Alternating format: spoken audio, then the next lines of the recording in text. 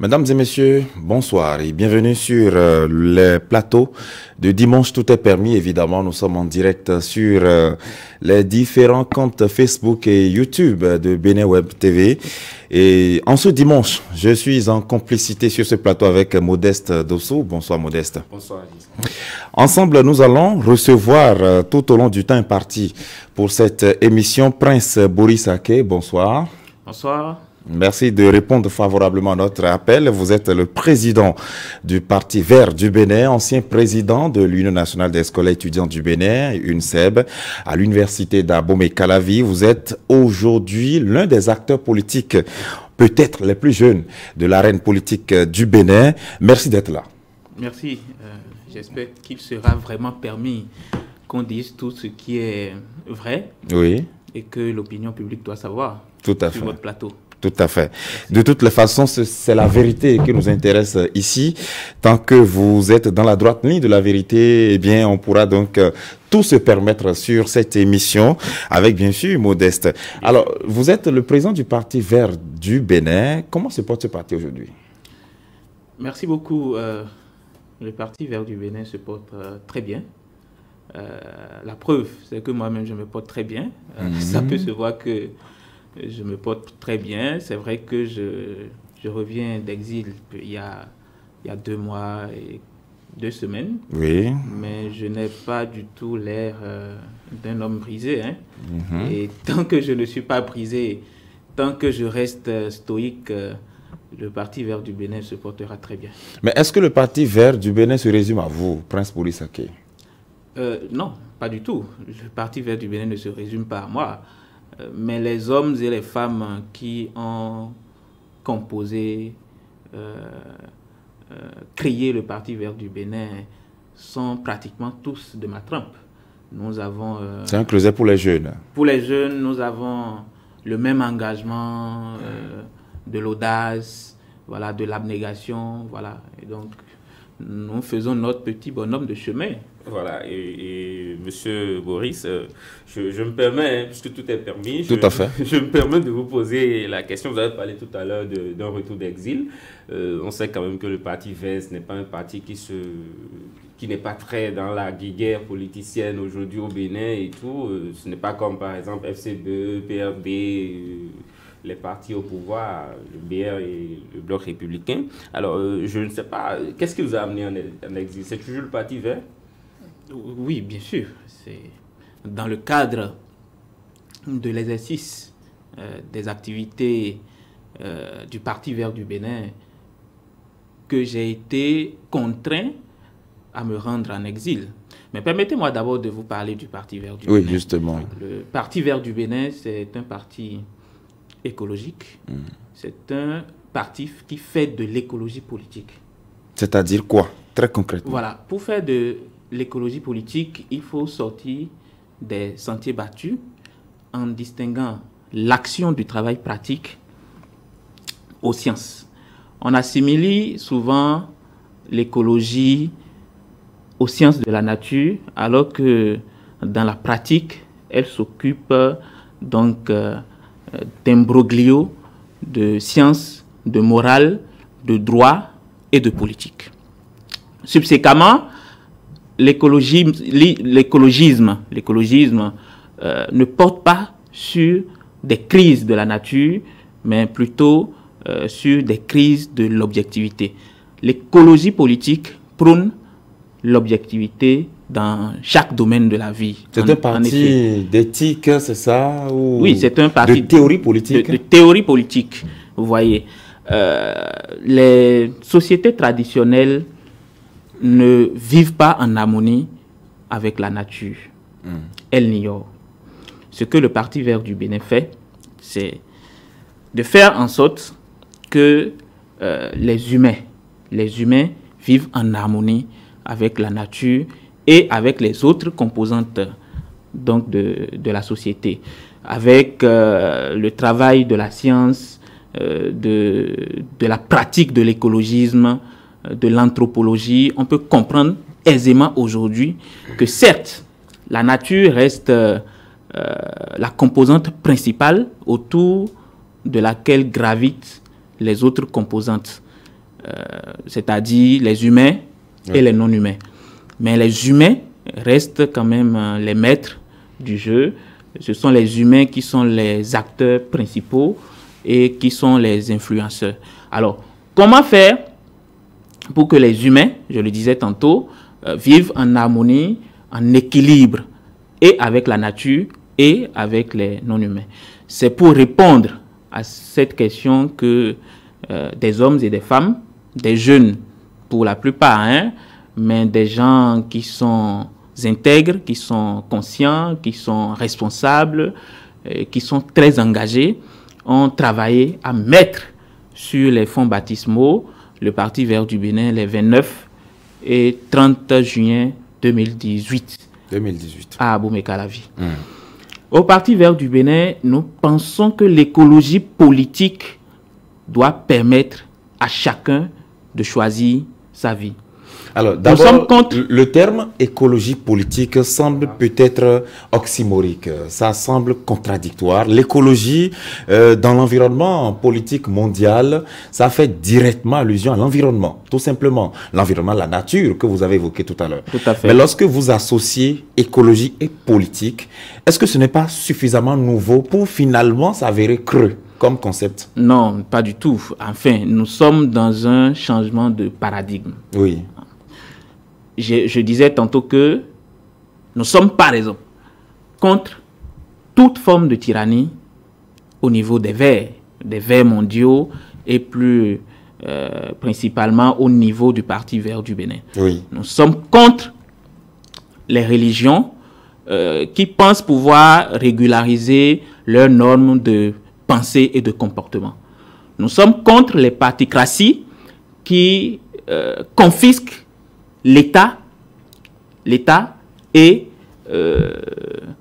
tout ce qui fait vivre un État séculier, l'État, la démocratie, la liberté, etc. et tout. Donc, nous sommes contre les dictatures. C'est un parti, en fait, comme tous les autres partis. C'est un parti comme tous les autres partis, mais qui se spécialise dans l'écologie. Et comme je m'applique à vous l'expliquer, l'écologie politique, c'est en fait un concept beaucoup plus vaste que ce que les gens pensent généralement. Donc, je disais que nous sommes contre les dictatures qui ont des manières qui sacrifient l'intérêt général à celui de quelques privilégiés.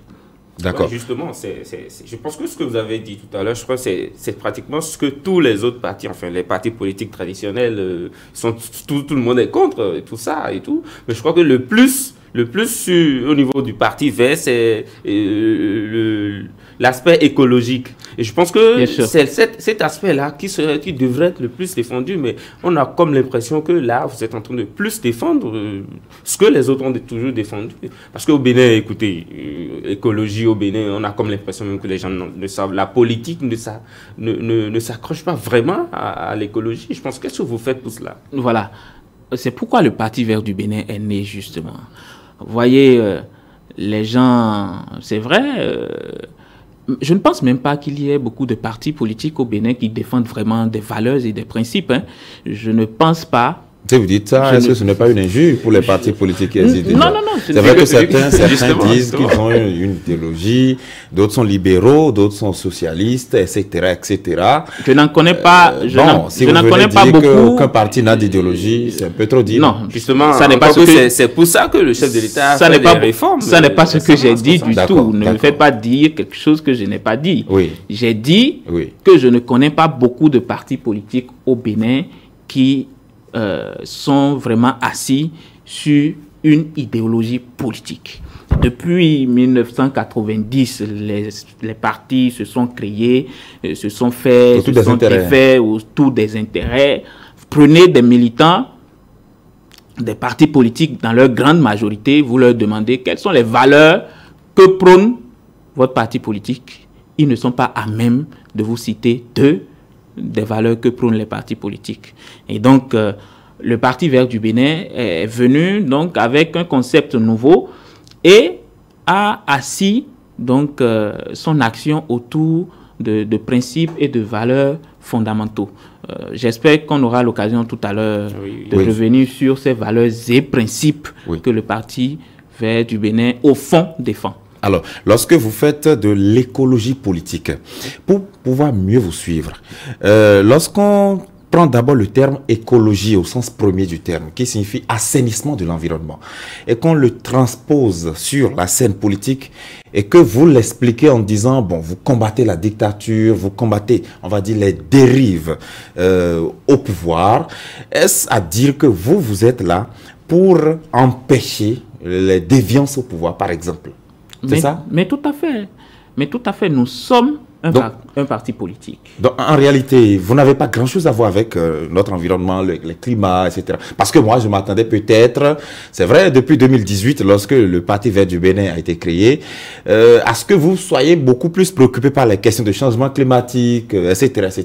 Mais bien sûr que nous sommes préoccupés par les questions de changement climatique, de la défense de la biodiversité et du vivant. Nous ne cessons d'organiser des ateliers, d'écrire des mémoires sur ce genre de questions-là, afin d'instaurer véritablement le débat écologique dans le landerneau politique béninois. Ça n'existe pas vraiment, ça ne semble pas nous préoccuper. Voilà, c'est un travail de longue haleine qui est chronophage, qui a besoin de méticulosité, qui a besoin de temps.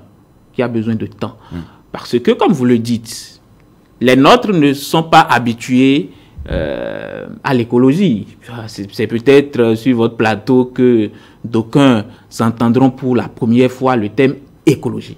Vous comprenez que lorsqu'on fait ce diagnostic-là, il faut vraiment avoir du tact pour faire accepter le concept de l'écologie dans l'opinion publique. Nous sommes en train de faire du travail. Nous avons toute une école d'écologie politique au sein du parti qui s'occupe de ces questions-là. Mais nous ne pouvons pas parler efficacement d'écologie sans la démocratie. Regardez dans tous les pays où les dictatures règnent en maître, l'environnement est menacé. Les dirigeants de ces pays-là bafouent les règles écologiques, bafouent la préservation de l'environnement. Et donc, il faut vraiment que dans le champ politique, il y ait des acteurs qui ont à cœur, qui sont au fait des réalités écologiques et des drames climatiques que nous courons depuis un quart de siècle déjà. Et c'est seulement lorsque des acteurs bien formés, bien au fait de ces réalités-là, vont investir le milieu politique et à des niveaux de responsabilité élevés qu'on pourra vraiment infléchir sur le débat politique, infléchir sur l'action gouvernementale, l'action des décisionnaires, pour que les choses commencent par changer véritablement. Oui, mais j'ai une question. Vous avez parlé de démocratie et d'écologie. Donc, il faut un État démocratique pour que l'écologie puisse s'asseoir. Mais quand on prend, par exemple, les grandes démocraties de ce monde, on prend les États-Unis. Aujourd'hui, ils font tout pour ne pas paraître dans cette dynamique écologique du monde. Et non, c'est qui Enfin, l'administration sortante. C'est l'administration Trump. L'administration Trump. L'administration Obama a signé l'accord de Paris. Non, l'administration Obama. Ne parlez pas. Aujourd'hui, les États-Unis. Ne parlez pas des États-Unis. Parlez. Non, parlez de. Aujourd'hui, vous savez que l'administration Trump. Parlez du président Trump. Non, le président Trump représente les États-Unis, vous savez. Oui, ce sont les États-Unis qui ont quitté la. Il représente les États-Unis, mais voilà. Il n'est pas les États-Unis. Tout le monde sait que M. Trump a des manies sardoniques de dictateur. Ça, c'est vous qui le dites. Mais bien sûr, il aurait voulu être dans un pays comme le Bénin, comme la Côte d'Ivoire, je cite les pays de la sous-région qui sont devenus des pays dictatoriaux. Ah bon? Et vous citez considérez que le Bénin est dictatorial? On va revenir à cette Non, mais c'est ça, c'est vous qui le dites. Vous pouvez c'est un secret de polichinelle. C'est vous qui le dites. Bon. Chers amis en costard. Comme vous aussi, d'ailleurs. Vous êtes en costard aussi. bon, vous dites un secret de polichinelle. Je pensais être le seul à venir avec un costard, mais là, je me retrouve avec deux gentlemen qui sont en costard pour m'influencer. Non, pas du tout. D'accord. On va revenir à la démocratie. J'étais en train de citer les pays dictatoriaux de la sous-région, la Côte d'Ivoire, le Bénin, oui. La Guinée, Conakry, je vais m'en arrêter là. Et donc, M. Trump aurait bien voulu être le dirigeant de l'un de ces pays-là pour bien asseoir sa démocratie et sa dictature, pardon, et tout ce qui va avec. L'accord de Paris sur le climat a été signé, ratifié par l'administration Obama.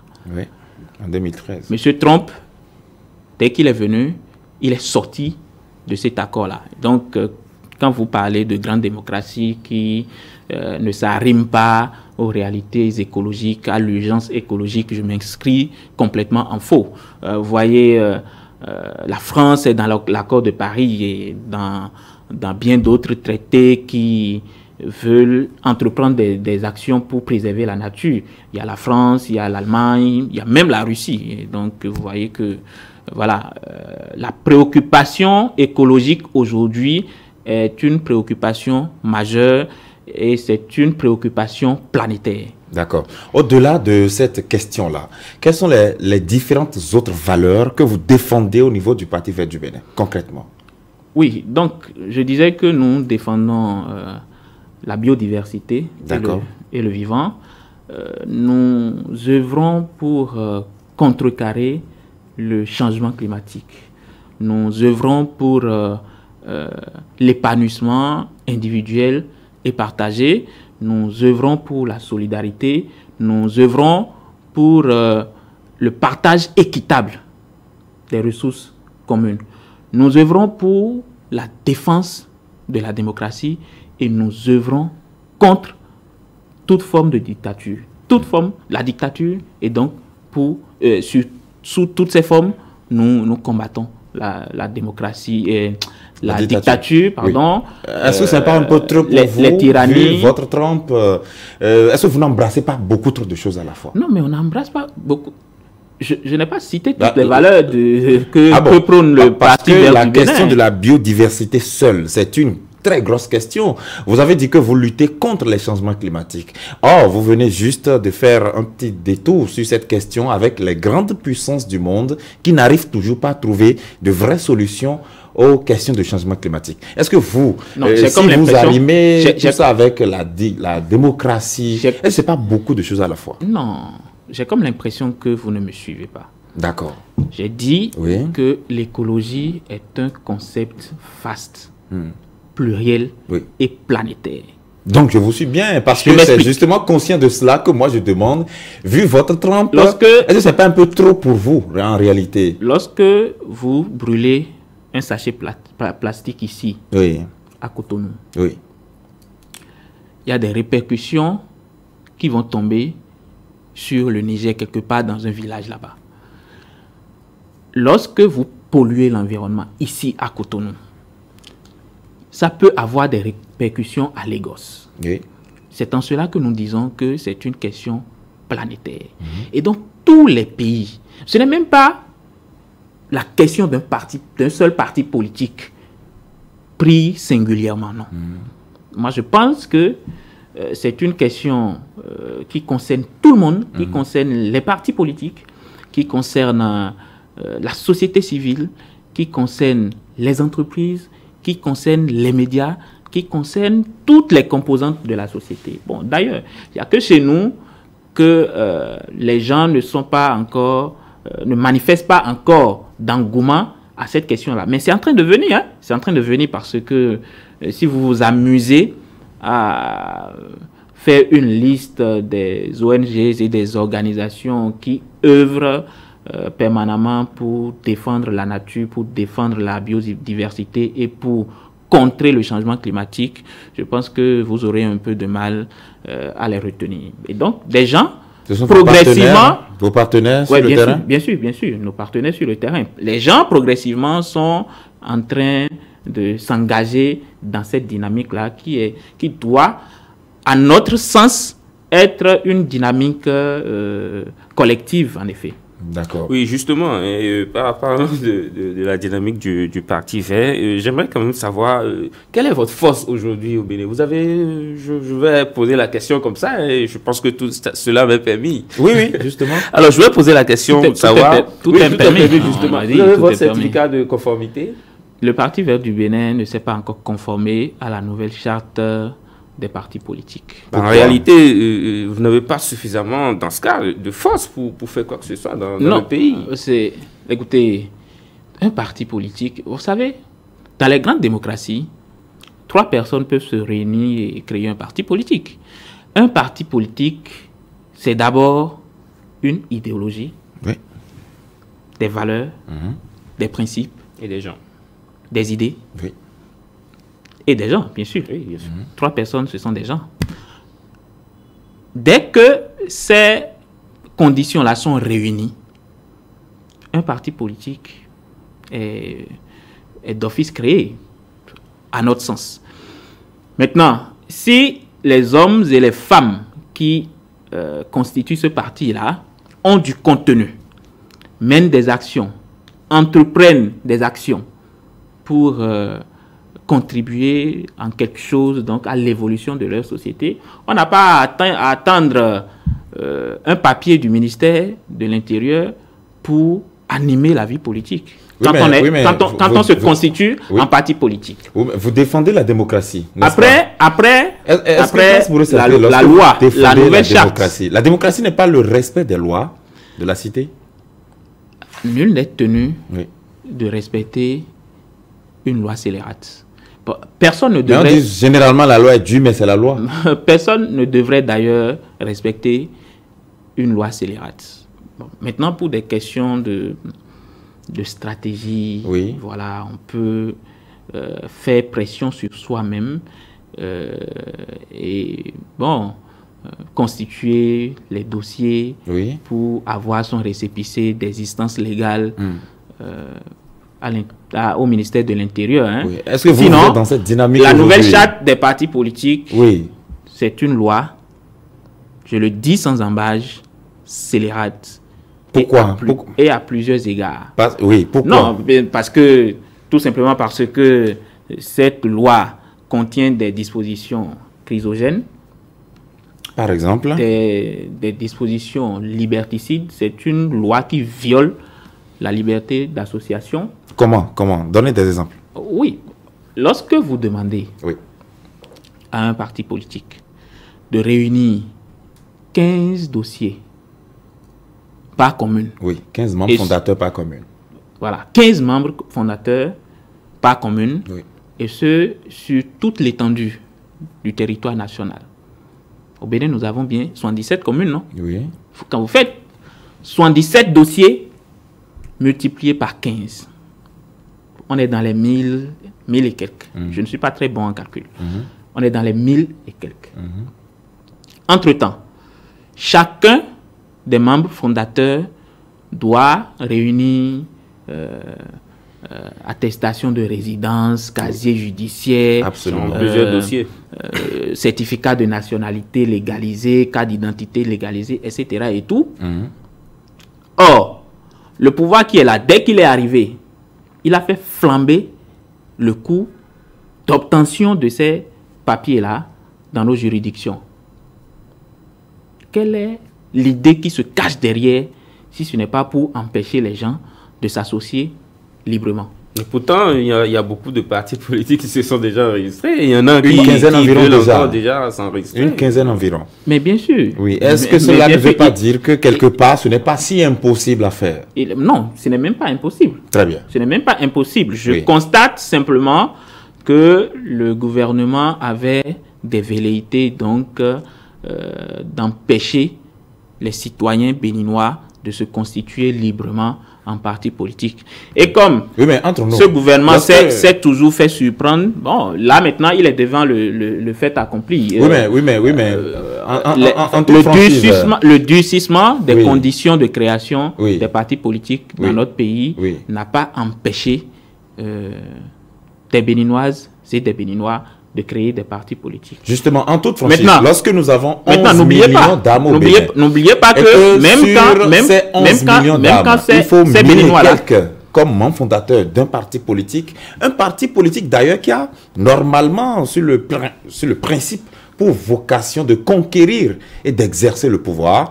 Comment un parti peut-il se revendiquer suffisamment fort dans un État s'il n'est pas capable d'avoir 1000 et quelques membres fondateurs? non, la question n'est pas là. La question n'est pas là. Ce n'est pas la capacité pour le parti politique Oui. d'avoir 1000 et quelques membres fondateurs qui est la question. Où est le problème alors? Non, c'est la capacité de mobilisation Oui. des dossiers. Constituer un dossier d'un membre fondateur, c'est beaucoup de tracasseries. Oui, mais pour les législatives, par exemple, si le parti veut participer aux législatives, il va fournir autant de dossiers, non, au plan national. On a 24 circonscriptions et dans chaque circonscription, il faut des dizaines de dossiers. Encore que C'est la même procédure, non? L'obtention du certificat de conformité ne se fournisse qu'une seule fois. Encore que, voilà, alors que pour les législatives ou les élections communales, par exemple, ça vient chaque 5 ans. Non, les élections communales n'étaient pas concernées par la constitution de dossiers au plan national. Oui, on est d'accord. Même c'est pour ce les gouvernement. législatives, bon, là maintenant, les textes ont changé. Il faut bien qu'on s'adapte, non? Mais Prince Maurice bien Aké. sûr. Oui. Pour les législatives, Oui. il s'agit d'une élection. Vous voyez, les gens peuvent toujours se mobiliser rapidement au sein des circonscriptions électorales, constituer leur dossier, faire parvenir ces dossiers-là à la direction nationale de leur parti politique pour dépôt à la commission électorale nationale autonome. Oui. Jadis, les partis politiques avaient même la possibilité de s'allier avec des mouvements pour constituer des dossiers de candidature. Mais l'administration de Talon, le régime de Patrice Talon fait obligation donc aux partis politiques de constituer à eux seuls tous les dossiers au plan national. Donc, il est toujours dans sa dynamique. Aidez vous qui défendez l'idéologie. Parce qu'on ne peut pas s'associer ensemble pour aller aux élections si on ne partage pas les mêmes points de vue. Non. Mais un mouvement et un parti politique peuvent s'allier autour de certains idéaux, peuvent partager des valeurs, mais tout le monde, par exemple, ne partage pas l'écologie politique, par exemple. Or, si pour des élections, vous vous associez avec un parti qui n'a rien à voir avec l'écologie politique, juste pour pouvoir aller aux élections, est-ce que ce n'est pas antinomique à votre vœu de pouvoir faire asseoir des partis qui ont suffisamment d'idéologie? Ce n'est pas pour vous aider justement dans cette logique que les réformes ont accouché de ces lois-là? Le parti Vert du Bénin est un parti de gauche. D'accord. Vous connaissez bien, vous maîtrisez bien le socialistes. Voilà, gauche, droite. Oui. Nous sommes de la gauche. Et donc, nous pouvons nous allier avec tous les partis de gauche, avec tous les mouvements de gauche, avec toutes les organisations de gauche. Donc, moi, franchement, le problème ne se pose pas en ces termes-là. En ces termes-là. D'accord. Donc, pour vous, le fait d'avoir, par exemple, demandé 15 membres fondateurs, c'était une entorse à la démocratie, à la liberté d'association? Bien sûr, et ce que je dis, c'est que l'idée qui était derrière ça, c'est d'empêcher les gens de s'associer librement. Ça, c'est l'opinion que vous vous êtes faite. Mais quand voilà, on dit le parti vert du Bénin, c'est quand même du Bénin. Ce n'est pas le parti vert de Cotonou. Ou de Calavi, ou de... Voilà. Donc, je pense que l'idée... Bon, enfin, on se fait aussi notre idée alors que on pourrait aussi se faire l'idée que le président de la République ou le régime en place voulait en fait que les partis soient assez représentatifs. Oui, à la création. Ben, c'est ce qui est difficile dans l'histoire, en effet. Dès la création du parti, il faut déjà réunir tous ces dossiers-là. Dès la création du parti, il faut déjà avoir un siège du parti politique avec tout ce qu'il faut, du mobilier, Oui. Une administration en bonne et due forme, des ordinateurs, etc. Et tout par commune, oui. dès la création du parti. Donc, ce qu'on nous demande, ce n'est pas de créer le parti politique et de travailler à mobiliser des gens, à persuader, à convaincre des gens à adhérer à notre cause, mais il faut déjà travailler à faire tout ça là dès la création. Moi, je trouve qu'il y a donc une volonté de nous empêcher de nous associer librement dans ce pays. Mais mal lui en a pris parce que il ne s'y est pas bien pris. Nous continuons de nous associer, les gens continuent de créer des partis politiques et le Parti Vert du Bénin est en train de mener les procédures pour avoir son récépissé d'existence en bonne et due forme. Donc vous êtes dans les courses non, au ministère de l'Intérieur. Bien sûr, bien sûr. Vous voulez avoir votre existence. Est-ce que vous avez justement autant de membres fondateurs, vous avez la capacité de fournir autant de dossiers? Mais bien sûr. Vous les avez déjà fournis, les dossiers? Mais bien sûr. Donc, vous n'attendez que la réponse du ministère de l'Intérieur. Mais bien sûr. D'accord. Donc, le Parti Vert du Bénin, officiellement, est en train de... Vous m'en direz des nouvelles. D'accord.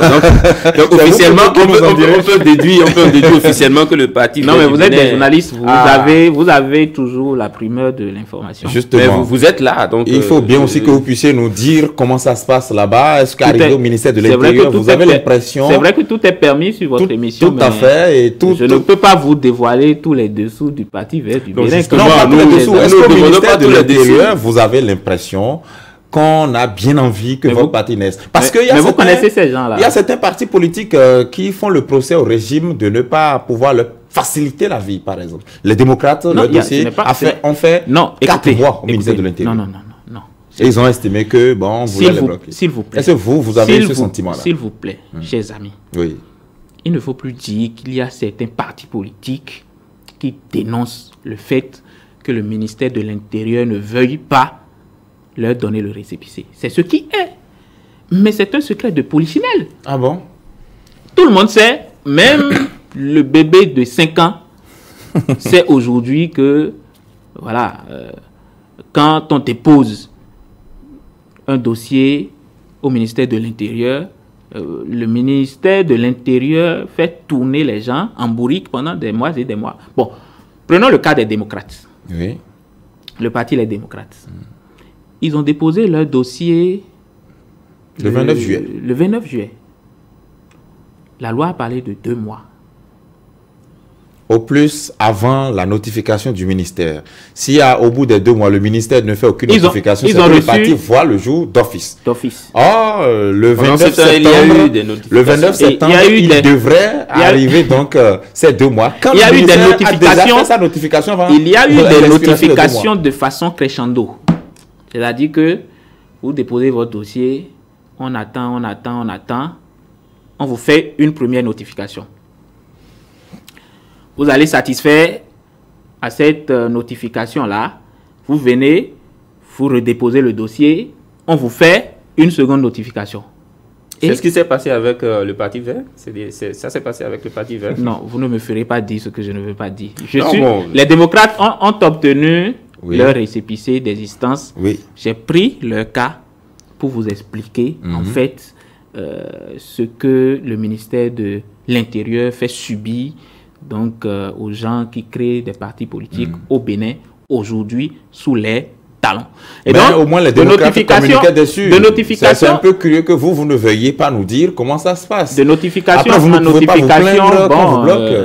On se retrouve après 4 mois à ne pas avoir en main le récépissé d'existence. C'est quand même malheureux, c'est quand même triste pour un pays comme le Bénin qui a opté pour... Ça fait combien de temps? Qui a opté pour la démocratie depuis 30 ans. Oui. Non, nous avons déposé notre dossier il n'y a pas très longtemps. Il n'y a pas longtemps. Ça fait 1 mois au moins? Nous avons prévu de communiquer Nous avons un plan de communication sur la question Oui. en temps opportun. Mais là, c'est une aubaine que nous on vous offre. Je dis que sur nous le plateau d'or, gratuitement. Je dis que nous avons oui. un plan de communication sur la question. Au temps opportun, vous serez associé. D'accord, j'ai une question à cette truc-là. communication. Vous êtes en train de vous offusquer un peu des méthodes du gouvernement en place. Le Parti Vert peut-il se prétendre de parti d'opposition? J'ai envie que vous posiez la question à votre collègue. Tout le monde sait au Bénin que le Parti Vert du Bénin, depuis sa création,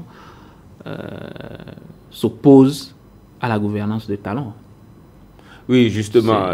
Qu'est-ce qui vous oppose idéologiquement? Qu'est-ce qui oppose le Parti Vert au régime actuel? Qu'est-ce qui vous oppose exactement? Vous voyez, le président Patrice Talon, le candidat Patrice Talon a promis des merveilles au peuple béninois. Personnellement, quelle promesse exactement qui a intéressé le Parti Vert qui n'ont pas eu? Quelles sont ces promesses? Il n'y a aucune promesse qui ait intéressé le Parti Vert du Bénin parce que le Parti Vert du Bénin n'existait pas là au moment en 2016. En 2016, quand Patrice Talon battait campagne pour devenir président de la République. Okay. Vous savez, je vais vous raconter une anecdote. J'étais tellement malheureux le jour de l'élection de Patrice Talon que j'ai quitté le pays. Au soir, oui. Pourquoi? Au soir de l'élection de M. Patrice Talon comme président de la République, j'étais tellement malheureux que j'ai quitté le pays. Pourquoi? Je suis revenu dans le pays. J'étais président de l'Union nationale des scolaires et étudiants du Bénin. La présidence de la République, le protocole d'État, m'a invité en tant que président de l'Union nationale des scolaires et étudiants du Bénin pour assister à la cérémonie d'investiture de M. Patrice Talon, président de la République du Bénin, élu. En plus de ça, consigne a été donnée à la directrice du COUS, le Centre des œuvres universitaires et sociales, Thabo Mekalavi, pour nous envoyer des bus. C'était Yahi Ladikan à l'époque? Non. Vous ne vous souvenez plus? Christelle Wondongo. D'accord. Christelle Wondongo. Pour nous mettre à disposition des bus afin de convoyer des militants de l'UNCEB, de l'UNEB et de la FNEB à la cérémonie à Porto Novo. On a pris les dispositions, j'ai pris les dispositions parce que je ne peux quand même pas être un mauvais responsable. Il faut absolument satisfaire donc à certaines doléances des institutions de la République. Et donc, j'ai constitué avec mes collaborateurs à l'époque la liste de ceux qui devaient se rendre à Porto Novo, mais je ne suis pas allé à Porto Novo. J'ai décidé de ne pas aller à Porto Novo parce que l'élection de Patrice Talon m'a tellement attristé. J'avais le pressentiment que sa gouvernance sera une gouvernance catastrophique. Donc, dès le départ, vous aviez déjà ce pressentiment. Oui, bien sûr. Ce n'était pas une idée arrêtée, simplement?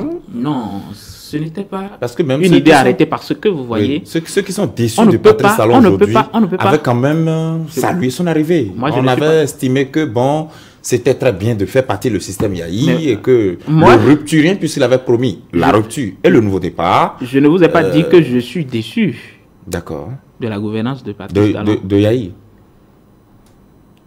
Non, la gouvernance de Yahi, on n'est pas en train de décrypter la gouvernance de Yahi. Oui. On est en train de décrypter la gouvernance de Patrice Talon. Allez-y. Moi, je ne suis pas un déçu de la gouvernance de Patrice Talon parce que dès le départ, je n'y ai jamais cru. Lorsque M. Patrice Talon battait campagne, il n'a pas réussi à me duper moi. Je n'ai pas cru en son discours. Vous voulez dire à vous convaincre? Il ne m'a pas convaincu. Parce que si vous utilisez le terme dupé, c'est qu'il a dupé des Béninois, c'est ce que vous voulez dire. Oui, bien sûr, il a dupé la grande majorité des Béninois. Il a Comment dupé est-ce que vous les Béninois la qui grande ont, majorité des qui- Béninois les Béninois qui ont voté pour lui. Il les a dupés parce que il a promis de faire des choses qui sont complètement aux antipodes de ce qu'il est en train de faire aujourd'hui. Concrètement, il a promis d'œuvrer pour plus de justice sociale, pour la liberté de la justice. Est-ce que vous avez l'impression aujourd'hui que la justice est libre? Pourquoi avez-vous l'impression contraire? Il a prôné la liberté des institutions de contre-pouvoir. Aujourd'hui, l'Assemblée nationale que nous avons est une Assemblée nationale facialisée, monocolore, qui est complètement, mais alors complètement aux ordres du tyran. Comment? Vous employez d'abord des termes tellement forts, tyran, assemblée aux ordres. Oui, mais lorsqu'on l'assemblée aux revient ordres, dans le contexte ok. d'installation de cette assemblée. Ok, depuis un an, déjà nous avons une en assemblée 2019, nationale vous permettez que je finisse d'abord composée la de question. 83 députés, Oui, lorsque déjà en 2019, complètement acquis à la cause du président de la 2019, République. Est-ce on a que ce n'est pas une organisé assemblée cette nationale élection. monocolore, ça, chers amis? Lorsqu'on a fait cette élection et que le chef de l'État lui-même, je crois le 22 mai, disait à l'occasion d'un entretien télévisé qu'il n'aurait pas souhaité avoir cette Assemblée nationale, mais que ce sont les contextes, les conditions qui ont conduit à ça pour éviter un vide juridique. Parce que, souvenez-vous qu'à l'époque, lorsqu'on lui disait de pouvoir prendre une ordonnance et prolonger le délai de l'Assemblée, la 7e législature, le temps qu'on puisse permettre aux opposants d'alors de s'entendre pour aller aux élections, il a refusé en prétextant qu'on lui demandait de faire un coup d'État constitutionnel. Est-ce que ce n'est peut-être pas contre sa volonté qu'on a cette Assemblée nationale? Non, mais c'est faux. C'est archi faux. C'est ce qu'il a souhaité. C'est ce qu'il a planifié. C'est pourtant des institutions qui ont voté différentes lois, qui ont conduit à l'organisation de je cette pense élection. qu'à aucun moment on a dit... C'est la 7e législature qui a voté le code électoral qui a servi d'organiser cette élection. Et le président n'a pas pris une ordonnance qui a fait l'achat des partis politiques. Quelles prendre des lois, donc je pense que... Quelles institutions? Non, le Parlement, c'est le Parlement qui vote les lois, non? Ok, d'accord. Le Parlement a voté des lois électorales dans quelles conditions? Dites-nous. Il y avait la 7e législature composée des députés et de la majorité. Le Parlement a voté des lois électorales oui. non consensuelles. C'est-à-dire quoi? Or, oui. Non. Est-ce que le consensus existe en démocratie? Est-ce que la démocratie n'est pas la dictature? Bon, de la majorité. Oui, allez-y. Ou plutôt, il y a des protocoles. La majorité il y a des protocoles qui l'emporte sur la minorité, non? Il y a des protocoles sous-régionaux oui. qui imposent aux États membres des institutions sous-régionales de faire en sorte que les lois électorales soient votées par consensus. Or, lorsque l'Assemblée nationale a modifié la charte des partis politiques, je crois bien en 2018, oui. il n'y avait pas de consensus du tout. C'était une seule voix contre la voix de Guy Mitokpe. La seule voix de Guy Mitokpe était celle qui a été votée contre l'achat des partis politiques. La majorité. Dans toute l'Assemblée nationale. Pour le code électoral, 75 voix pour, etc. Quelque chose comme ça. Est-ce que dans ce contexte, on va encore parler d'absence de consensus, etc., etc. La charte des partis politiques n'a pas été votée avec consensus. Le code électoral n'a pas été voté avec consensus. Et qu'est-ce qui s'est passé en 2019 à l'occasion des élections législatives?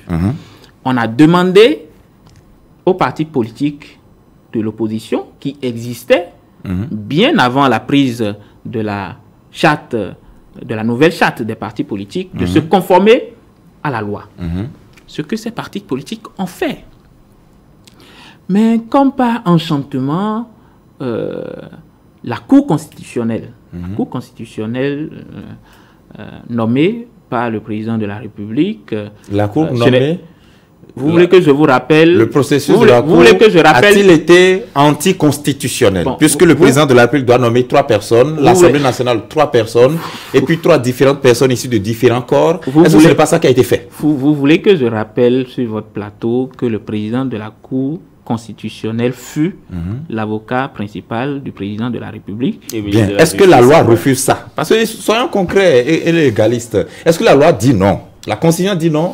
Quelle loi dit non? Je pense que ce sont les sages qui ont décidé de la présidence de l'institution. Le professeur Joseph Djogbenou, ça ne respecte pas l'éthique, ça ne respecte pas la moralisation de la vie politique, de la vie publique. Alors, le professeur Djogbenou, vous pouvez m'opposer le fait que l'Assemblée nationale et non même pas le chef de l'État. Alors, cette Cour constitutionnelle a fait quoi pour qu'on puisse progresser? Oui, la Cour constitutionnelle s'est immiscée dans le processus électoral en parlant du certificat de conformité à moins de 6 mois des élections législatives.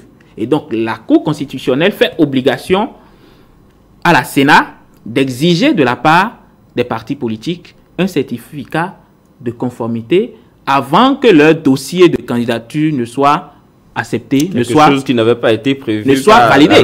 Ça, par exemple, ce n'est prévu nulle part. Ce n'est dans aucune loi électorale. Et donc, vous avez supposé que ça vient du chef de l'État directement. Et c'est ce certificat de conformité qui a été le nœud gordien en 2019. C'est ce certificat de conformité qu'on a exigé de la part des partis politiques de l'opposition qui a occasionné les morts de Kadjehoun, les morts de Dassa, les morts de Tchaourou, les morts de Kandé, vous voulez qu'on y revienne. Cette affaire de certificat de conformité, est-ce que ce n'est pas entre nous aussi une façon de tourner autour du pot? Parce que la charte des partis politiques parle d'un récépissé, d'abord provisoire, après un récépissé définitif, après publication au journal officiel, lorsqu'on va permettre à un parti de voir le jour. Est-ce que ce n'est pas l'équivalent de ce récépissé-là pour les partis qui existaient et qui sont allés à un congrès, qui se sont reconstitués? Est-ce que ce n'est pas une certaine façon pour la Cour de faciliter la tâche aux acteurs politiques de l'époque? De quelle manière? Est-ce qu'on n'a pas fait un peu trop d'hypocrisie à cette époque-là? Les partis politiques en cause avaient déjà leur récépissé. On leur a demandé de se conformer. Et d'avoir leur certificat. Non. La loi n'a pas demandé ça. La loi a demandé qu'on se conforme aux nouvelles dispositions de la loi. Qu'est-ce que ça veut dire? Avant, pour constituer un parti politique, on avait besoin de, je pense, 10 dossiers par département. Si ma mémoire est bonne. Maintenant, la loi dit 15 dossiers par commune. OK. Ceux qui sont en charge de faire respecter la loi disent allez-y, complétez ou constituez vos dossiers maintenant, non plus par département, mais par commune. En toute simplicité, qu'est-ce qu'il revient au ministère de l'Intérieur de faire lorsque un parti X vient, qui avait déjà son récépissé d'existence, vient et présente les dossiers le complément de dossier par commune. C'est de valider son dossier et de lui permettre d'aller aux élections législatives. Mais la Cour constitutionnelle, qui est une cour qui a des accointances avec le président de la République. Selon vous, c'est vous qui le dites. Non. Sans pouvoir apporter la moindre preuve, ça relève encore de la subjectivité pour nous. Même si monsieur Djogbenou, c'est un copain du président de la République. Peut-être, pas j'ai posé une question, maintenant aucune loi même au Qatar, on sait que c'est un copain. Oui, mais avant qu'on évolue, comme on est dans le secteur judiciaire, vous avez parlé tout à l'heure du fait que la justice est aux ordres du régime en place. Vous n'avez pas encore donné des exemples concrets de cela. Mais je pense qu'on peut aller aussi dans ce sens. Comment ils appellent la cour qui est à la CRIET, la cour de répression de l'infraction économique et du terrorisme. Vous voyez comment cette cour-là juge les opposants politiques? Pourquoi vous dites opposants politiques? Je pense que tout le monde est jugé. Vous savez, tous ceux qui doivent être jugés cette cour sont jugés. Prenons le cas de M. Sébastien Adjavan. Sébastien Adjavan a été interpellé en 2017. D'abord, l'affaire a éclaté en 2016, novembre 2016. Ensuite, novembre 2016. Oui. Novembre 2016. Novembre 2016, il a été purement et simplement relâché par le tribunal de première instance de Cotonou. Par le tribunal de première instance de Cotonou pour faute de preuves. Oui. Terminé.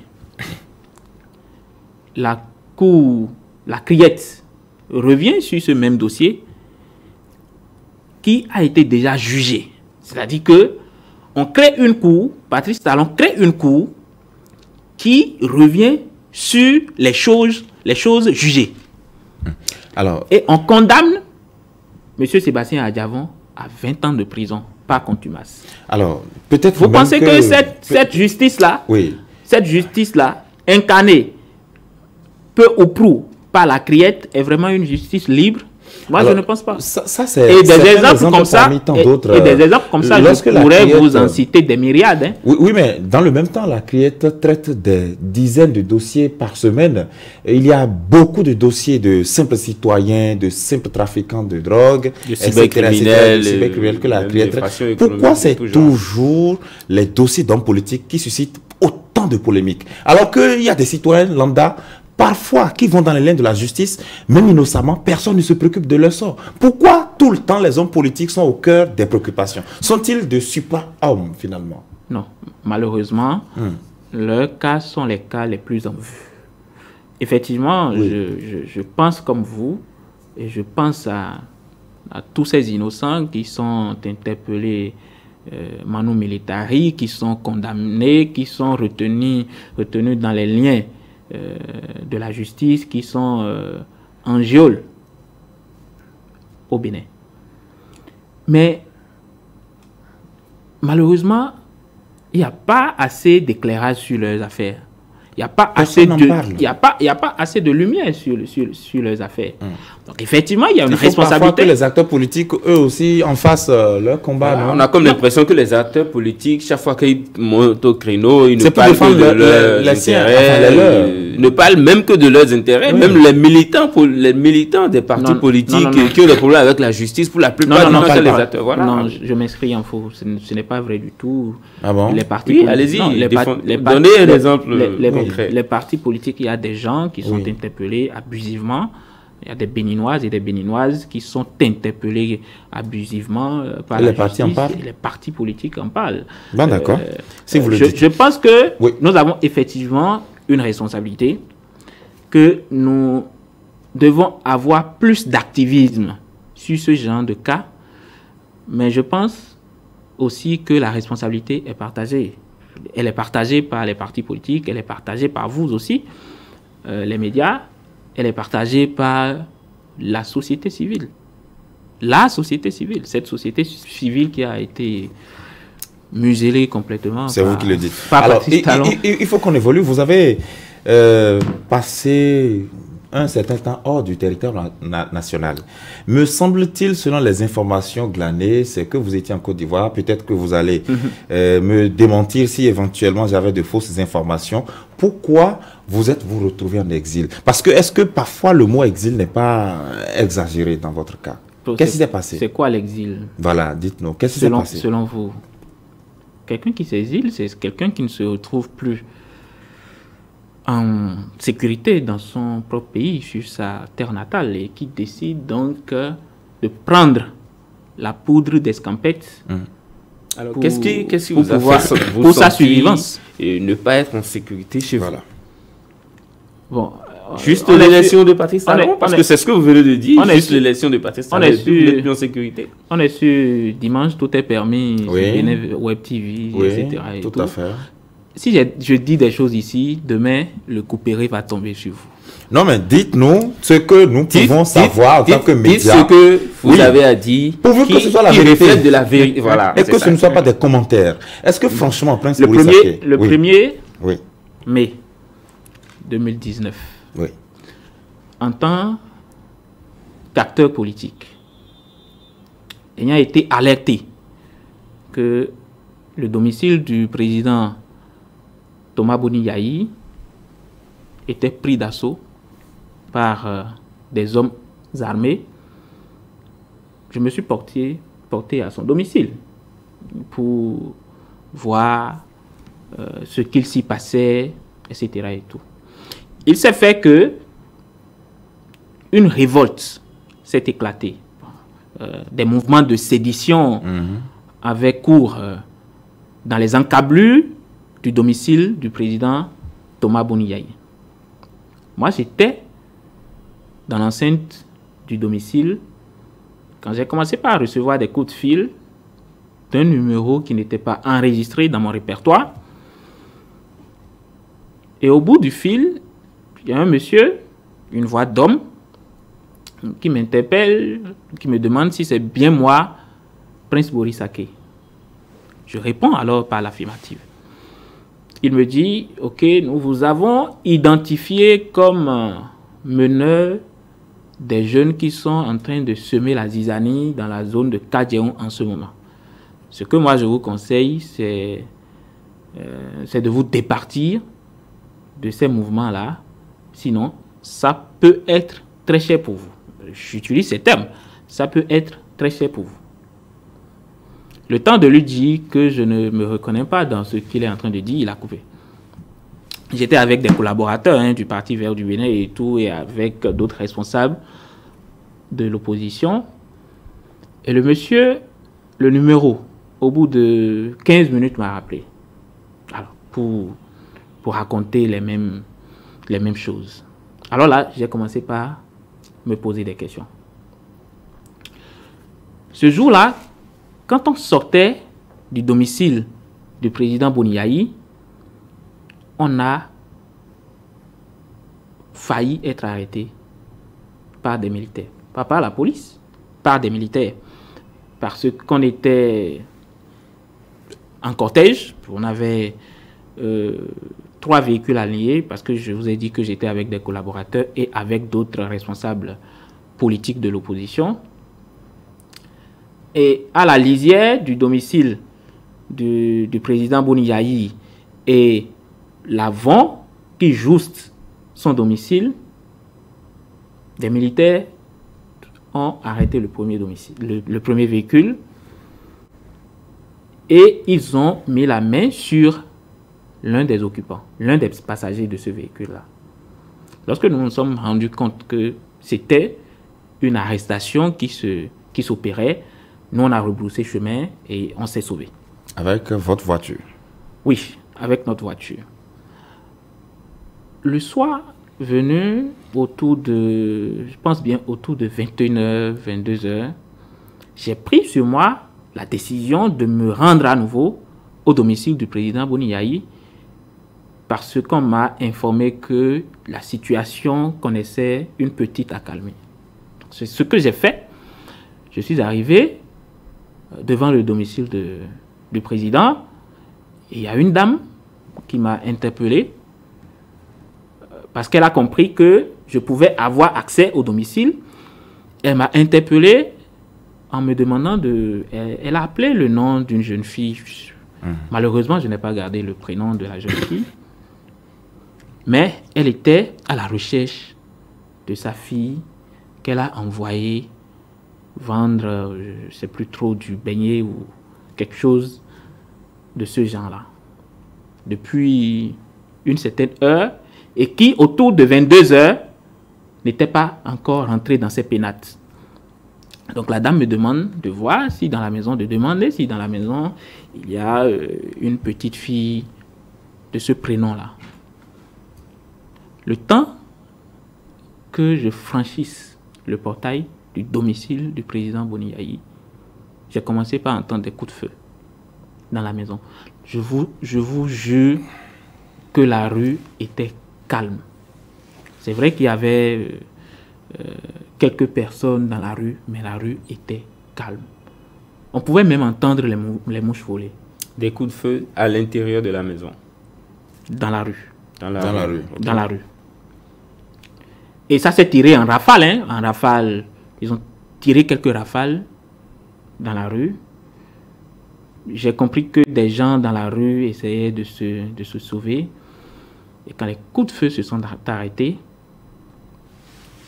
je suis sorti. Pas pour voir ce qu'il s'y passait, mais je suis sorti pour partir parce que, bon, de toutes les façons, dans la maison du président Boni Yayi, il n'y avait plus beaucoup de responsables politiques, etc. et tout. Et là, je vais me rendre compte que la dame qui venait de m'interpeller, qui cherchait sa petite fille, était au sol, qui baignait dans du sang, qui dégoulinait de sang, qui se tordait de douleur. On se souvient de cette vidéo qui est devenue très virale. Et vous savez de qui il s'agit? Dites-nous. J'imagine déjà peut-être... un peu de qui vous voulez parler. Mais est-ce que tout ça là... Il s'agit bien de Dame Prudence Amoussou. Est-ce que tout ça là, ça a quelque chose à voir? Qui va décéder quelques minutes après. Le gouvernement va dire qu'elle est décédée de paludisme, etc. et tout. Après ça... Oui. Quelques jours après ces événements, les événements du 1er et du 2 mai, la police a entrepris une purge au sein de la jeunesse de l'opposition. Qu'ils vous souviennent, il y a un nombre de jeunes, une ribambelle de jeunes opposants qui ont été arrêtés. Je ne voudrais pas citer des noms ici. Et donc moi, j'ai commencé par m'inquiéter.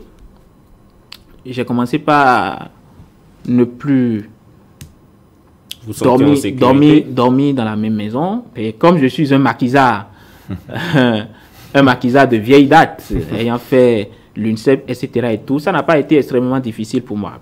Nous, on a été formés pour ça. Ouais. Le 11 mai, alors que j'étais en route pour Boycon, on va m'alerter. Un ami à moi, un camarade de lutte qui a été arrêté et qui était déjà aux mains de la police, va m'alerter par le biais de sa fiancée pour me dire écoute Prince, il faut que tu te sauves, il faut que tu quittes le pays parce que je suis tombé à l'usure sur des discussions des agents de police qui sont en train de planifier de te mettre aux arrêts. Et donc, il faut te sauver. En plus de cette source-là, j'ai été interpellé par d'autres sources qui sont beaucoup plus formelles, des renseignements généraux, des gens... dans la période, l'inquiétude était suffisamment assise dans votre cœur. Si je vous suis bien avec ces différentes sources. Vous vous sentiez déjà pas du tout en sécurité dans le pays. Ponctué par le fait que des copains à moi étaient déjà aux mains de la police. Donc finalement, vous avez décidé de prendre la poudre d'escampette et de partir simplement. Oui. Finalement, vous êtes retrouvé en Côte d'Ivoire. C'est une stratégie. Est-ce que ce n'est pas peut-être la stratégie des peurs? Non. Ou des peureux, je veux dire. Des peureux, je voulais dire. Non, pas du tout. D'accord. Les exilés, ce ne sont pas de peureux. Hein. Mais est-ce que... Comment vous êtes retrouvé à revenir après? Bon, d'abord, on est parti en exil. On était un certain nombre de jeunes de l'opposition. Et j'ai envie de demander, où avez-vous trouvé les moyens? À partir, les moyens de quoi? De sortir du pays. N'importe qui ne peut pas se lever, sortir du pays. Et vivre en exil. Il faut bien avoir des moyens. C'est pas donné à tout le monde. Oui. Où avez-vous eu les moyens? Mais je suis un responsable politique. Et je suis un leader. Voilà. Je me suis donné les moyens de pouvoir rester en exil. Je suis resté en exil, vous l'avez dit, à Abidjan pendant 1 an et demi. Je suis resté à l'exil, mais il faut dire que... Parce qu'on a eu certaines informations selon lesquelles vous avez été financé par certains cadres de l'opposition. C'est à vous de nous dire qui vous a financé, vous. Aussi, vraiment, vous avez été financé par les gros... Il faut bien qu'on sache. Vous savez, j'aurais bien voulu être financé par ceux que vous appelez les gros bonnets. Voilà. Tout le monde voudrait avoir un peu de moyens pour mener sa lutte, pour tenir dans des conditions difficiles. Voilà. Vous voulez dire que les conditions à Abidjan n'étaient pas des plus faciles? On ne se sent mieux à l'aise que chez soi. Hein. Bien sûr, mais vous avez vécu en exil 1 an et demi. Même si, donc j'aurais bien voulu avoir de l'argent, en tout cas de l'appui. Donc, à votre âme et conscience, personne n'a rien envoyé. Personne. Non, je n'ai pas bénéficié de cette cagnotte-là. Peut-être qu'une cagnotte a été ouverte à cet effet. Bon, mais Prince Boris Aké n'a pas bénéficié dans ce cas, de cette cagnotte-là. Bon, peut-être que cela ne rebondit pas sur le fait que... C'est peut-être le moment pour moi d'aller réclamer ma part de la cagnotte. Justement, est-ce que cela ne rebondit pas sur le fait que, en réalité, les politiques... Je finis ma question, oui, je finis ma question, vous y allez. Oui. Alors, est-ce que cela ne rebondit pas sur le fait que les politiques ne sont pas finalement assez solidaires entre eux? Surtout quand ils ont la même idéologie. Quand vous êtes de l'opposition, sûrement que vous avez une idéologie suffisamment proche l'un de l'autre. Non, je ne pense pas du tout que la solidarité devrait se résumer au partage de l'argent. Non, cela ne va pas à l'argent, mais à la défense de l'idéologie, en fait. Parce que, bon, c'est quelqu'un qui défend une idéologie qui se rapproche un peu de l'opposition a été suffisamment solidaire. A été toujours solidaire. En tout cas, l'opposition qui est là actuellement a été toujours solidaire. Dans le même temps, les uns envers les autres. Non, ce n'est pas parce que je n'ai pas reçu de pécune. Ce n'est pas parce que je n'ai pas reçu de pécune. D'ailleurs, moi, je suis un président de parti politique. Je n'ai pas à aller me clochardiser. Non. Oui, mais justement, on n'a pas beaucoup entendu parler de Prince Boris Aké dans la bouche des leaders politiques quand ils sortent pour dénoncer des choses. On n'a pas beaucoup entendu parler pendant que vous étiez là-bas. Alors, où est la solidarité là? Bon, non, peut-être que vous n'avez pas suivi tous les discours. Bon, pas tous les discours. Vous n'avez pas suivi tous les discours. Mais la plupart des discours. Mon nom a été bel et bien enregistré par la cellule de l'opposition, le comité de l'opposition qui s'occupe des détenus et exilés politiques. Alors, parlant justement de votre retour de l'exil, est-ce que c'est on n'a pas fini de parler de l'exil. Je voudrais profiter de votre plateau pour rendre hommage, remercier la Fédération estudiantine et scolaire de la Côte d'Ivoire et la FESI de Charles Blégoudet, de Guillaume Soro, les anciens de la FESI. Et remercier aussi la Confédération estudiantine et scolaire de l'Afrique qui m'ont reçu dans de bonnes conditions à Abidjan, qui m'ont soutenu pendant tout le séjour. J'ai reçu plusieurs visites de la part de leaders de la jeunesse, de leaders estudiantins du continent. Moi, j'ai reçu des gens qui venaient de la Guinée, du Burkina, du Nigeria, du Niger, du Mali, du Sénégal. Voilà, quoi. Donc, je voudrais vraiment remercier les camarades leaders, jeunes leaders du continent et surtout ceux de la lutte estudiantine qui ne m'ont pas lâché, qui m'ont soutenu de bout en bout. Très bien. Alors, donc, parlant du retour de cet exil, comment finalement ça a été organisé? Est-ce que c'est d'abord après la mise en œuvre de la loi sur... la loi d'amnistie. La loi d'amnistie, justement, qui a été votée après le dialogue politique de octobre 2019. Non. Ça n'a rien à voir? Cette loi, je n'accorde pas trop d'importance à cette loi-là. J'ai dit... Pardon? Est-ce que c'est pas ça qui a précédé les prémices de votre retour? Non, pas du tout.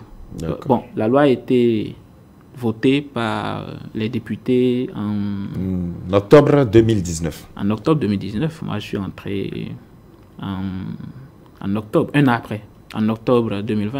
Moi je suis entré un an après parce que, nonobstant la prise de cette loi-là, je ne me sentais pas encore en sécurité pour pouvoir remettre... Vous avez attendu un certain accalmie avant de rentrer. Un certain accalmie. Et là, vous vous sentez en sécurité chez vous, au Bénin? Non, pas totalement, mais... Vous êtes venu parler sur un plateau de télévision. Hein? Donc vous devrez... Et si vous n'étiez pas en sécurité, comment pourriez-vous faire le déplacement, venir vous montrer, et qu'on est en direct d'ailleurs? Mais je suis venu à mes risques et périls.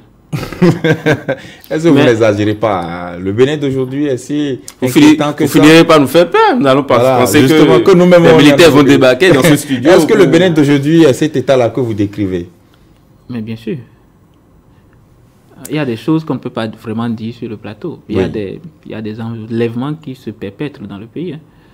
Donc, il y a des opposants au régime, de durs opposants au régime qui sont toujours là, qui ne sont pas inquiétés. Bon, je sais pas. Qui vous dit qu'ils ne sont pas inquiétés? Bon, pour le moment, on les voit toujours aller et venir. Ah non, mais c'est peut-être parce qu'ils n'en parlent pas. D'accord. Ce n'est pas forcément lorsqu'on va les enlever qu'on va considérer qu'ils sont en insécurité, qui sont inquiétés. Donc ils sont en insécurité morale ou psychologique. Oui, mais bien sûr. Alors, il y a énormément de pression qui s'exerce sur les politiciens de l'opposition dans notre pays. Ah bon? Des pressions? Des pressions, des menaces. Vous le dites objectivement, vraiment, parce que là... Des intimidations. Bon, tout ça, ce sont des déclarations. Nous, on a bien envie, dans les médias, d'avoir du concret. Ah, ok, d'accord. Donc... Parce que vous attendez. Si vous ne faites que faire des déclarations, on ne sait pas si vous dites la vérité ou pas. C'est ça le seul problème. Mais vous êtes en train de feindre faillir à votre rôle. Comment? Oui. Parce que c'est à vous d'aller investiguer. Oui. On ne peut pas investiguer dans la vie de quelqu'un qui ne veut pas qu'on sache. Là, par exemple, on parle Vous êtes-vous déjà rapproché des leaders de l'opposition pour leur poser cette question spécifique-là, de ce qu'ils endurent? Justement, beaucoup de leaders moralement, psychologiquement, n'attendent même pas les questions. Ils le disent, qu'ils sont pas en sécurité, qu'ils sont menacés. Non, mais ils le disent. Ce ne sont pas aussi des rapports de force. Parce que même ils ne vous disent pas. À chaque gouvernement, il y a toujours des gens qui se sentent inquiétés dans tous les pays du monde. Et on a comme l'impression qu'en Afrique, tous les opposants sont inquiétés. Oui. Est-ce que ce n'est pas toujours des rapports de force en permanence? Non. C'est du fait des dictatures, des régimes qui sont liberticides, des régimes autocratiques. Oui, est-ce que dans un état du monde, tout le monde a le cœur si tranquille? Il y a toujours des gens qui se sentent inquiets dans tous les pays du monde. Nous avons opté. Là, on a parlé de la Biélorussie. Enfin, on parle de la Biélorussie, c'est au cœur de l'actualité. Dans tous les pays, il y a toujours des gens qui se sentent inquiétés, non? Non, ce n'est pas dans tous les pays. D'accord. Nous n'avons pas le devoir d'imiter les mauvais exemples. D'accord. Le Bénin a servi de l'antenne, de lampion depuis 90 à la sous-région depuis 90 pour le renouveau démocratique. Moi, je ne peux pas accepter qu'après 30 ans, quelqu'un soit inquiété pour ses opinions. Bon, mais à Bénin Web TV, vous savez très bien, vous savez très bien que si certaines personnes comme moi viennent sur votre plateau et disent certaines choses, vous serez inquiété. Vous le savez très bien.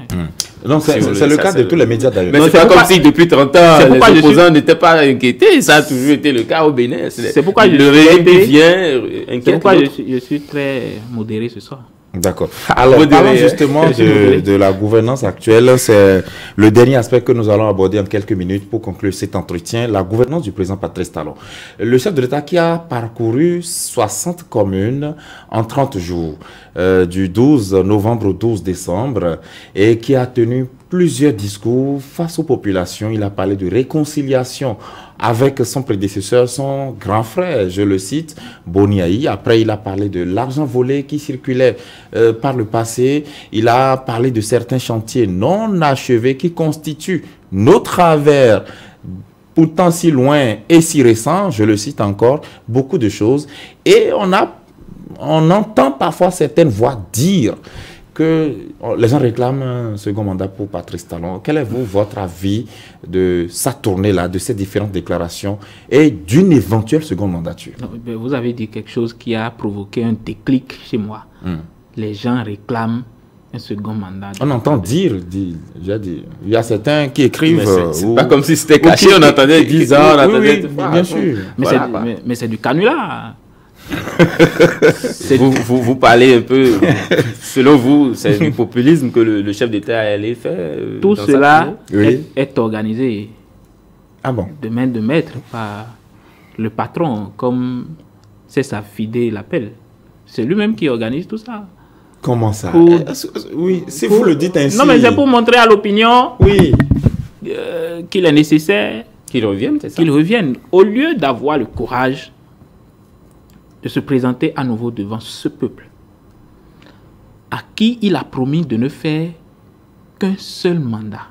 Un seul mandat. Et que même si le projet d'institution du mandat unique dans la Constitution n'était pas validé, lui ferait un seul mandat pour montrer qu'en 5 ans, on peut faire le job. Il n'a pas le courage de revenir devant ce peuple-là pour leur dire mes chers frères, c'est vrai que j'ai dit que je ne ferai qu'un seul mandat, mais là j'ai bien envie de revenir. Bon, ça c'est pas pour le faire, justement, est-ce que le 27 décembre ou le 28, me semble-t-il, il va s'adresser à la nation à travers son discours annuel à l'Assemblée nationale. Oui, mais est-ce que on n'a pas l'impression qu'on est en train de il a balisé le terrain la charrue devant les faire cette annonce-là. Il ne s'est pas encore prononcé. Je pense que ce sont ses collaborateurs et puis tout le monde qui crie. Vous pensez qu'un homme comme de la trempe de Patrice Talon, de l'acabit de Patrice Talon, s'il ne valide pas quelque chose, ça peut s'afficher sur les médias? Vous pensez vraiment qui organise sa tournée, ses descentes dans les communes pendant la fameuse tournée? Ses collaborateurs. Sont les députés, sont les maires, sont les ministres de son gouvernement. C'est eux qui organisent les gens, qui donnent de l'argent pour mobiliser les pauvres populations à venir rester sous le soleil pendant que le président va se retrancher dans une petite pièce avec quelques privilégiés dans une pièce climatisée. Hein. Non, mais je pense que c'est retranché dans une pièce. Ce sont ces populations-là qui tiennent les banderoles. Les restrictions qui tiennent les banderoles sur lesquelles c'est inscrit la pièce est vide. Talon 10 ans ou bien talon 20 ans, je ne sais pas. Bon, ce sont ces populations-là. Donc ce sont ces populations qu'on fait venir là, que les affidés du régime font venir là, qui tiennent ces banderoles-là. Ce ne sont même pas ces populations qui confectionnent ces banderoles-là. On confectionne les banderoles, on leur demande de tenir. C'est malheureux, mais bon. La chosification de nos compatriotes continue sous les talons. Voilà, je continue. Merci d'avoir utilisé l'expression continue. Est-ce qu'aujourd'hui, si vous étiez dans le cercle du chef de l'État, vous lui diriez qu'effectivement le peuple l'a porté en triomphe ou qu'il est impopulaire? Pourquoi vous me posez une question à laquelle je ne peux pas répondre? Moi, je ne suis pas dans le cercle du président de la République. Oui, mais quand vous parlez des députés à sa tournée, est-ce que vous diriez que, vu l'accueil qui lui a été réservé, etc., qu'il est impopulaire ou qu'il est populaire? Non, aucun accueil ne lui a été réservé, justement. Je vous ai dit que c'est organisé. Mais c'est organisé. Oui, mais vous avez parlé des députés qui auraient organisé, qui auraient donné de l'argent. Les députés, les maires et les ministres. Les élus. Les ministres donnent de l'argent. Et vous avez parlé de ces gens-là. Est-ce que vous ne pensez pas que c'est parce que eux veulent que le chef de l'État revienne qu'ils l'ont fait et qu'en réalité le chef de l'État n'a encore pas donné son... J'ai dit, ils veulent que le président de la République... Oui, ils le veulent, mais cela ne veut pas forcément dire que le chef de l'État le veut. Et non, cette volonté, ça rime à la volonté du président de la République. C'est clair comme de l'eau de roche, quoi. Ce n'est pas tout à fait clair. C'est clair parce qu'il y a toujours une ambiguïté là. L'ambiguïté, c'est quoi? Tout n'est pas encore clair. L'ambiguïté, c'est quoi? On a vu dans ce pays, quand des gens ont placardé des affiches du président de la République à certains carrefours, la présidence les a sommés de les dégager. Ouais. Bon, pourquoi on n'a pas sommé les gens qui tiennent les banderoles sur lesquelles c'est inscrit talon 10 ans là, de les faire disparaître? D'accord. Alors, allez-y, comprendre quelque chose. Hein. Dernière question, peut-être vous allez profiter aussi et dire votre mot de la fin en y répondant. Quels sont vos rêves pour le Bénin d'ici 10, 20 ans? Mais on m'a dit qu'on parlerait du soutien du justement à la candidature de Joël Aïvo. Très bien. Très bien, très bien. Ouais. Oui, mais justement, on a été très excités. Vous voulez me faire profiter de votre mot de la fin pour... Vous voulez m'empêcher de parler du prochain président de la République? C'est lui le prochain président? Ah, bien sûr. Ah bon? Oui, mais allez-y, parlez-en. C'est historique, hein? Ah bon? Aujourd'hui, c'est le... C'est vous qui le pensez. C'est le 20 décembre aujourd'hui. C'est le 20 décembre 2020. Je dis sur votre plateau, monsieur Tchidi, monsieur Dossou, que le prochain président de la République du Bénin, c'est Monsieur Frédéric Joël Aïvo. Et on m'a dit qu'on parlerait de... Qu'est-ce qui vous le fait dire, oui, justement? Qu'est-ce qui vous le fait dire? Non, vous voyez, nous ne pouvons pas continuer de confier notre pays à des aventuriers. Nous ne pouvons pas, der chef, confier la destinée de notre pays à un aventurier, à quelqu'un qui a raconté des cracks à toutes les populations du Bénin et qui vient déchiqueter la démocratie, le tissu social, la justice, etc. et tout. Il nous faut aujourd'hui quelqu'un qui est bien au fait des réalités du pays. Quelqu'un qui est aguerri, qui est bien formé, qui a une connaissance abyssale du pays, mais quelqu'un qui est intègre, responsable et qui a des propositions pour sortir le pays de l'ornière. Mais en tant qu'universitaire, comment connaît-il autant les Frédéric Joël réalités Aïvo, du Bénin, si tant est qu'il n'a jamais exercé un mandat politique? Est-ce que Talon Vous allez dire qu'il était au contact des étudiants. Est-ce que Talon avait exercé un mandat politique? C'est ça que vous dénoncez, justement? Vous Non, ne pouvez pas dénoncer ce quelque n'est- chose et continuer à perpétuer ça? Non, ce n'est pas ce que je dénonce. D'accord. Quelqu'un peut ne jamais exercer un mandat politique Et connaître le pays. et connaître le pays et être un bon président, un excellent président.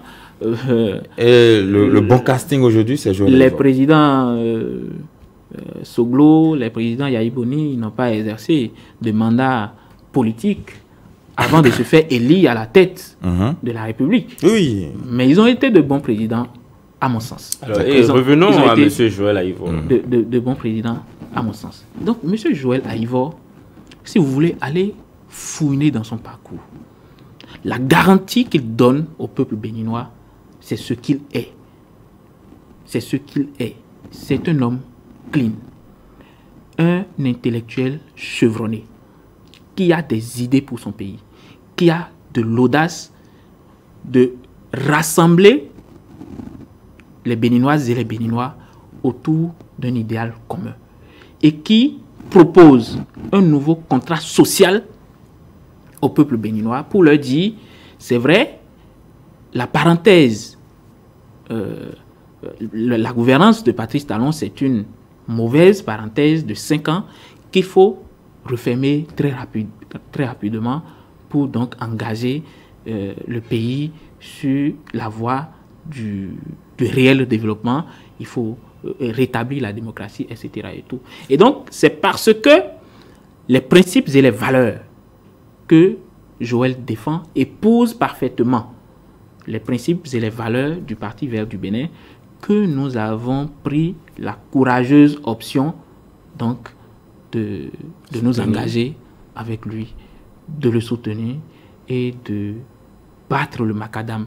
Est-ce que vous n'avez pas l'impression que... Battre le macadam pour qu'il soit le président de prochain président de la République. Est-ce que vous n'avez pas l'impression, je pose la question pour continuer, est-ce que vous n'avez pas l'impression quand même que M. Joël Aïvo, ça c'est une impression que tout le monde pourrait avoir, pourrait être quelqu'un de trop flexible socialement et ça pourrait vraiment amener le Bénin dans une autre impasse? Bon, j'avoue que je ne vous comprends pas. Trop flexible socialement. Enfin, quelqu'un qui veut une démocratie parfaite, alors qu'en réalité, si on essaie de faire une démocratie parfaite à au Bénin ici, c'est-à-dire une démocratie à l'occidentale, comme ça se fait là-bas ici au Bénin, je pense qu'avec les réalités que nous avons, vous connaissez réussir. Vous connaissez les 5 R de Joël Aïvo? C'est de rassembler les Béninois et réconcilier un peuple en proie au doute et au désarroi. C'est de rétablir la démocratie. En réalité, il n'y a pas de développement durable en marge de la démocratie. Nous devons faire le développement durable dans la démocratie. Et c'est ce que les amis de l'autre versant n'acceptent pas. L'idée que vendent les amis de l'autre versant, je veux parler des rupturiens, c'est qu'on ne peut pas faire en même temps de la démocratie et du développement. C'est complètement fou. Regardez tous les grands pays du monde, de l'histoire de l'humanité, les pays qui ont connu de réels développements. ils ont dû recourir à un moment donné de leur histoire à la démocratie. Pas tous les pays, mais bon, vous pouvez toujours Et donc, y aller. la démocratie est l'unique condition pour un développement durable et optimal. Selon le Parti vert, le président du Parti vert. Selon le Parti vert du Bénin, Voilà. selon le président Frédéric Joël Aïvor et selon l'ensemble des Béninois. Ceux qui pensent le contraire, c'est ceux qui sont donc en train c'est ceux qui ont mis à genoux notre pays depuis 2016. Selon vous. Après ça, C'est subjectif. Oui. dans la démocratie, il faut bien qu'il y ait la liberté d'expression, la liberté de penser, la liberté d'association, la liberté de circulation. Toutes choses que l'actuel régime a sabordées complètement. Vous voyez, je parlais de la société civile qui a été complètement muselée. Les institutions de contre-pouvoir, l'Assemblée nationale, en l'occurrence, ont été vassalisées, ont été mises sous le boisseau. Et donc, il faut que très rapidement, nous fermions cette parenthèse-là d'ostracisme pour que le Bénin retrouve un nouveau souffle. Merci. Après, le président Frédéric Joël Aïvor entend rouvrir l'économie nationale à toutes et à tous. Il veut ouvrir les secteurs vitaux de l'économie nationale à tous les fils du pays. En voulant le faire, il voudrait quand même redonner un nouveau souffle à notre économie pour qu'elle profite à tous, pour que l'économie nationale profite à tous. Il veut redistribuer la richesse nationale. Vous voyez, ceux qui sont là, bon, se foutent complètement du social.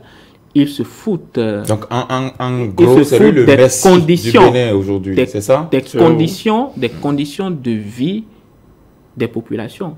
Joël Aïvor aujourd'hui. Joël Aïvor veut changer de paradigme.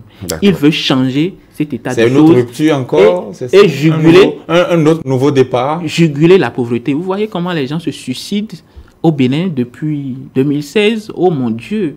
Mais c'est exécrable. Mais il faut déjà voir les raisons des suicides et il faut déjà aussi voir que cela n'avait pas été... Mais la morosité économique... C'est la médiatisation qui a fait qu'on a vu qu'il y a eu un homme élevé. La morosité économique, c'est pourquoi? C'est parce que le président qui est là, avec son clan, a une main mise, une main basse sur les secteurs vitaux. Apporter des preuves. Mais regardez, au port autonome de Cotonou. Parlons justement de ce que vous proposez. Dans le coton. Parce qu'il faut monopole dans le reste de l'agriculture. Il faut bien qu'on vous suive. Monopole dans le bois. Il faut bien qu'on vous suive. Aujourd'hui, dans les marchés publics. Dans les marchés publics du Bénin. Monopole.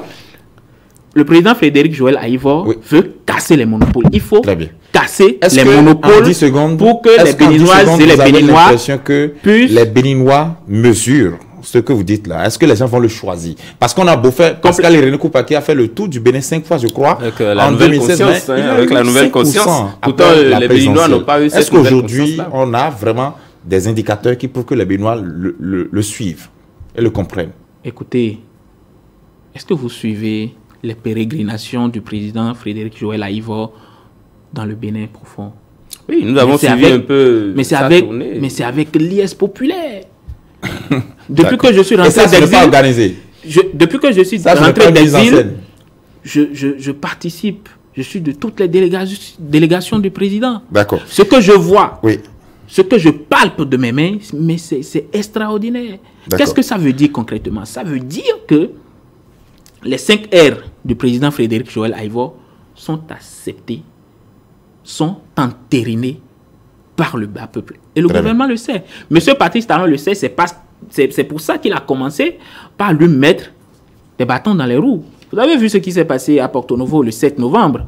On nous a empêchés de tenir une rencontre avec les populations de Porto Novo. Mais avant le 7 novembre, le 15 août 2020, à Wenki, à Dasso, à Wenki, la police est intervenue pour empêcher un rassemblement du président Frédéric Joël Aïvo avec les populations de Mouinki. Et le dernier avatar en date, c'est vous qui qualifiez ça comme ça.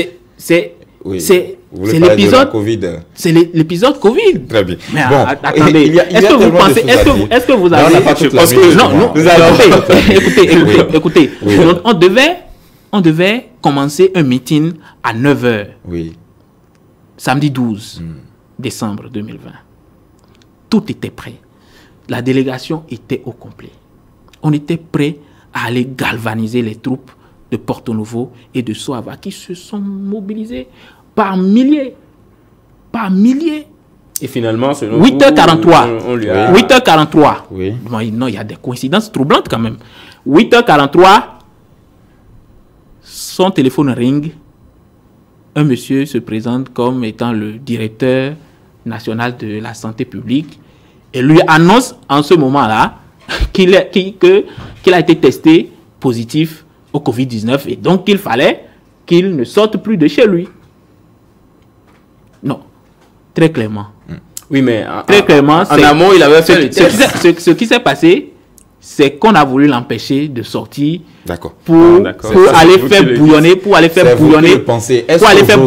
une fois encore, le terrain. Soyons concrets. Est-ce qu'aujourd'hui vous avez fait un test? Il a fait un premier test. Oui, vous avez fait un test aujourd'hui. Le 10 décembre, quand il est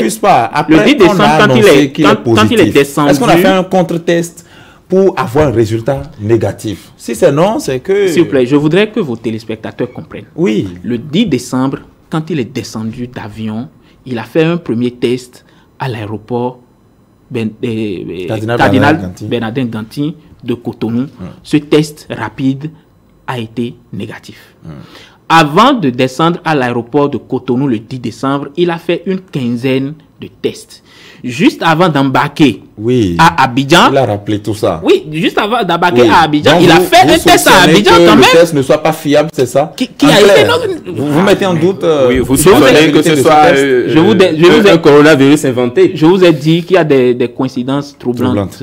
Personne ne croit, aucun Béninois ne croit que le président Frédéric Joël Aïvo a été effectivement testé